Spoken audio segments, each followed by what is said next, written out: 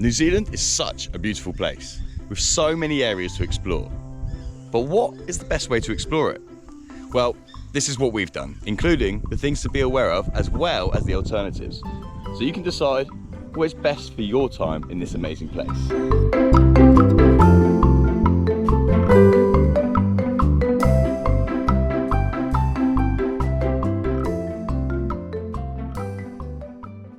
There are 3 options.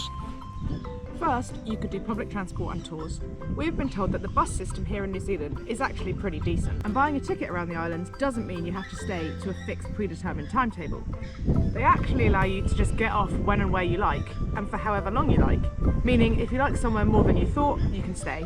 Or, of course, if you don't like somewhere, for whatever reason, you can simply catch the next bus out of there. See ya. So, if you don't want to drive yourself, but still want some form of freedom, this might be the option for you. The next option is to rent a camper. Now, if you come to New Zealand for a short time, then this may be the answer for you. You can rent a wide variety of vehicles, from a car with a bed in the back up to great big motorhomes. These are great because they come with all the insurances, breakdown cover, and you know the vehicles are tried and tested and fit for purpose. However, the drawback with this is that you pay per day, and it can get quite a lot. Sure, if you went for a car with essentially a mattress in the back, it would be reasonably cheap. I think in the summer it was quoted around about $100 a day. But when you start going up in size, the price shoots up, easily being asked to pay over $200 a day. This is why if you're staying for a short time, this might be the option. But we stayed for 7 weeks. When we were looking what to do, all the cheap ones had sold out. So we were looking at over $13,000, which is just too much for our budget. And the final option, the one we took, buying a vehicle. Now this is a fairly risky option for multiple reasons. Firstly, you need to find the right vehicle, and for the right price. Fortunately, being in the age of social media, there are numerous Facebook pages, all with vans for sale across the country. So after a lot of searching, you found the vehicle that you wanted, and you bought it. Congratulations! But the next problem is you now have no assurance that it will last even a day, let alone 7 weeks. What is advised is you get a pre-sale inspection. This will highlight any obvious issues and things you need to be aware of. But even if you do all the things right, there's still a chance that the vehicle could break down. That is just life. So that is one of the main risk factors involved. You can get insurance for a vehicle over here in New Zealand. We looked online at a lot of places, and the only one we could actually find that was good for a foreigner, Frogs. They offer a minimum of 3 months insurance, from the basic third-party fire and theft all the way up to fully comprehensive, even including some breakdown assistance. $500 for us for 3 months, but you can't put a price on peace of mind. And of course, if there was an accident involving another vehicle, they'd cover all the costs. Because if you have an accident, you'll be paying, and it'd be a lot of money, and that'd be a sure way to ruin your trip. So, you managed to buy a vehicle, travelled for however long you've travelled, and now comes the most daunting part. Can you actually sell it? Well, this is where you have to take to your Facebook pages again and get word out there that your little home on wheels is for sale. Because you don't want to get stuck with a vehicle that you can't sell at the end and be however much down. But saying this all goes to plan and you manage to sell the vehicle, then this option is definitely the most cost effective, but of course it incurs bigger risks. So this is the process involved in buying a van. It is a fairly simple process, but let's see how we got on. What are we doing? Going to pick up a car. First we have to do reg. Oh, beautiful. So we've been told the first step in getting your vehicle signed over to your name is just go to the post office and change out the rego. So let's go see how this goes. So all we had to do was go into the post office, find all the blank forms, pick out form MR13B, and this is a change of ownership form. Once you filled it out, you just take it to the front desk. At the desk, the person will go through the form, check all your details like your ID and everything matches up. So if you're foreign, make sure you take your passport and your driving license from your home country, as they'll need to see this. But once that's all checked, it's good to go. Happen. So that was actually super easy, like worryingly easy, to the point where we actually questioned the person behind the counter, like, are you sure that's right? So all you literally do is fill out a form, you have to put a fixed address on, which we just used our hostel that we were staying at, and then you just give her the sheet with all the details. And what details did you have to put on? So you had to put the vehicle reg, the make and model, my name, my temporary address, well, permanent address. That's pretty much it, wasn't it? Email address, contact number. Email address, contact number, and that's it, and that's done. And did it cost you anything? Not a penny, because the reg is not still valid till July or June. Whereas in England, as soon as you sell a car, the road tax and everything gets wiped and you have to start again, because England are robbing bastards. Super easy. Super easy. It is now registered in our name. We haven't even bought it yet. So that's the rego done. What happened? We bought a van. How did you send the money? I sent it through Wise, online transfer. Hardly any fees, and you can transfer it from your currency into theirs. And does the conversion. The fees for it, I think for $10,000, the transfer fee was £100. No, that's not right. £14. We'll clarify. Yeah. Okay, now we're gonna go to pick up our bags, actually. Yeah, let's pick up our bags. So the time had come. It was time to sell our beloved van. Now this is where part of the risk comes into play. So we actually advertised our van 3 weeks, 4 weeks in advance, because we didn't want to get cut short. We didn't want to be left with this van at the end. And within a week of actually having the van advertised, we had a few people interested. And we actually had one couple say, yeah, they want it, it's theirs, it's as good as sold. And we explained we weren't selling it till the end of March, beginning of March. And they said, yeah, done. So we kind of carried on our merry way. Life is good. About a week before we were going to sell it, they get back to us saying that because of work, they need a van sooner. So unfortunately, they couldn't buy ours. Not what we needed. So we went back to scrambling to try and get people to do viewings, come have a look at it. And we only had certain days that we could actually do this when we were in Auckland, because we were only passing through for a couple of days. So we managed to get some viewings.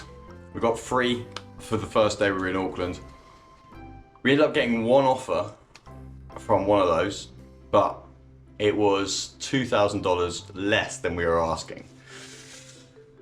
So we tried to negotiate.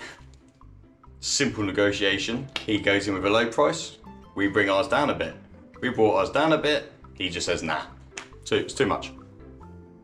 So now we are less than a week before we have to sell the vehicle with no real buyers. There is sweats, there is nightmares, there is stresses, it is torturous because we don't get stuck with this vehicle. Yeah, we love it, but we can't take it with us. So we both went back and hit the Facebook groups hard. I mean, we spammed the heck out of all of them. And we managed to get 2 more viewings. The first one went well, but it was just out of his budget. And the second one said, yes, he wants it. We negotiated a price, we agreed that price, brilliant. So obviously, as we were still needing to use the van until we left, we agreed a day to finalize the payment and hand it over. So we bought ours using Wise, which it was super fast, instant. As soon as I transferred the money, it went straight in the seller's account. Easy, why wouldn't it do the same now? Then the day comes, the day of reckoning. We come to sell the vehicle. We go meet him. He's never really used Wise before. And what Wise gives you multiple options. You can either do a bank transfer, transfer from a card, or you can use things like, I think called Poly, which I don't know what that is, but the transfer from a card incurs significant fees. Whereas if you did it through bank transfer, $10,000 incurs a fee of $30. Us as a seller and him as a buyer, it's going to be in everyone's interest if we can do it through bank transfer. But because he's never used it before, Wise needs to verify he is who he is. And unfortunately, this takes a couple of days. So this is Saturday. We fly out on Tuesday. So he uploads his money into the Wise, and then we have to wait. A very anxious Sunday goes past, a very anxious Monday morning, and then we get a message from him at 10:30 saying, because he sent the money from a business account, Wise needs to set up as a business account. So they need more paperwork to verify who he is. This is on Monday, we fly on Tuesday, the following day. So we panic. We have to have a solution. We don't know what to do. There's literally nothing else we can do. We can't sell it to a new person in this time. One, because it's not fair on him. He's put all his time and effort and money around to try and sort us out. And two, it would be very difficult to try and find a buyer that's prepared to offer us what we want. So we go with him to his bank to try and see if there's a way for him to put the money into the account and transfer it to us. But because of the transaction, because of the conversions, it will take 2 to 3 working days. And I asked the lady outright, I said, if he came in tomorrow and says cancel this transaction, can he? She said, yeah. There is no security. Then we went to Western Union to try and get them to transfer the money from cash into our account in the UK. But then there was problems with that. The thing about Western Union is when you're depositing cash, when you put the cash in, as the teller told us, there can sometimes be a time where it bounces back and you need to be in the country to then receive that money back and try again or work out any problems. So if we'd done it that way, and it does bounce back, both us and the buyer won't be able to get the money back, but then he's sitting pretty with a van and we haven't got anything. The other option is you can send it to your account or your own account to be collected in a certain country. So we were going to try and use a relative to send the money to, and then they collect it and then transfer it to our account in English. But then that's where you get limits on how much you can receive. And unfortunately, our amount was over that limit.